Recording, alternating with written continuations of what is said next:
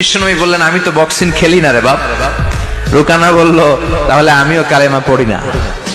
বিশ্বনবী রাজি হলেন। অবশেষে ভাবলেন, আমি বক্সিং খেললে একজন যদি জাহান্নাম থেকে জান্নাতি হয়, বক্সিং খেললে সমস্যা কই? বক্সিং খেলার পালা। রুকানা বলে, মোহাম্মদ তুমি মারো। বিশ্বনবী বললেন, তুই মার, কারণ আমি মারলে ওই মায়ের হজম করার ক্ষমতা তোর নাই। বিশ্বনবীর এক হাতে জান্নাতি 40 জনের শক্তি ঢুকায় দিছে কে?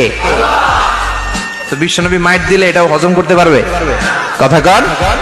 এই হাতটা দিয়ে বিশ্বনবী রুকানার ডান কাঁধে এভাবে টাচ করলেন।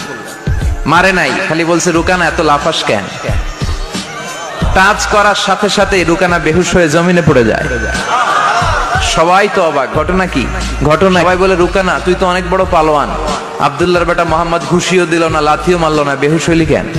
রুকানা বলে, আর তোরা তো দেখোস নাই, তোরা দেখেছিস মোহাম্মদ হাত দিয়ে ধরেছে, আমার মনে হয়েছে বিশাল পাহাড় এসে কাঁধে চেপেছে।